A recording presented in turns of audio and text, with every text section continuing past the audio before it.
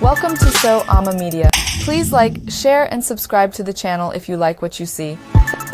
So sit back, relax, kick your feet up, and most of all enjoy. Much love.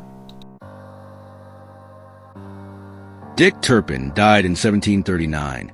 Is one of Britain's most infamous highwaymen, whose ghost is said to still haunt Hounslow Heath and large stretches of highway between London and the Scotland border. Dick Turpin from Essex was a butcher who became a cattle thief, murderer, and robber. Most of his criminal activities were carried out in the early 18th century in Essex, North London, and Yorkshire. He was one of the many knights of the High Toby, the highwaymen who waylaid travelers along the dangerous country lanes and the major highways, such as the Great North Road. He is said to have hidden in numerous pubs and inns, some of which bear his name today. Turpin was somewhat of a popular hero in his day, because the highwaymen's robbing of the rich delighted poorer folk.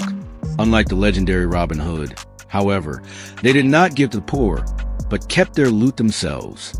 In reality, Turpin and his ilk were anything but heroes. They brutalized people and committed heinous crimes to increase their own wealth. A newspaper story of 1735 tells of how Turpin and his band raided a farm at Edgware. When the farmer protested that he had no money, they took his breeches down and set his rear end on fire. Turpin was in his early 30s when he was hanged in 1739 at York for stealing cattle. He bowed gallantly to the women present and then threw himself off the ladder. The crowd was so taken with this spectacular performance that they stole his body and buried it in quicklime to prevent it from being sold to anatomists, as was often the custom of the day. Turpin's tomb is in the churchyard of St. Denis and St. George. The leg irons that held him in prison are on display at York Castle Museum. Ghost stories about Dick Turpin surround his exploits as a highwayman. He is reported at so many locations that almost any spectral horseman, especially on the Owl Highway, has been called Dick Turpin. In the Midlands, he is reported to haunt the A5, Waddling Street. Between Hinckley and Nuneaton, wearing a large black tricorn hat and a coat with brilliant red sleeves. Some ghost experts, however, believe the specter is that of another unknown highwayman. Turpin is said to haunt the area near Wolfton-on-the-Green on B488. The figure is cloaked and hazy and moves restlessly about as though waiting for something to happen. He is also seen astride his spectral black horse, riding through the area at night. Turpin did in fact use his village as a hideaway following crimes committed in the Waddling Street area, which is about 3 miles away. At the Old Swan Inn, he forced a blacksmith to reverse the shoes on his horse in order to confuse his pursuers.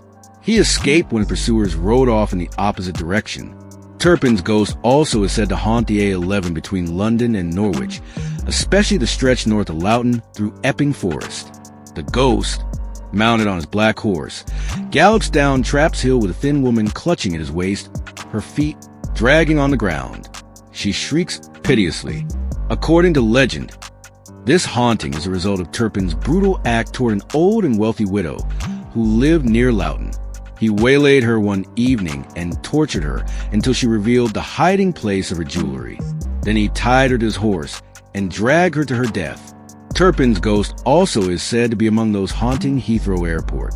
The airport is located in Hounslow Heath, an area about 25 square miles in size to the west of London, once said to be plagued by highwaymen.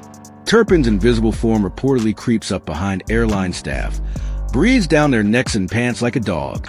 Turpin's galloping spectral black horse is often incorrectly identified as the famous Black Bess. That horse was ridden by another highwayman, William Neveson.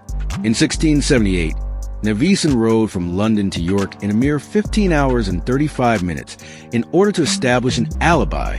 King Charles II was so amused by this that he christened Neveson Swiftnicks and granted him a pardon. Neveson, like Turpin, still met his fate on the gallows in 1685. Thanks for watching this video. I hope you come back soon. So till the next time, much love.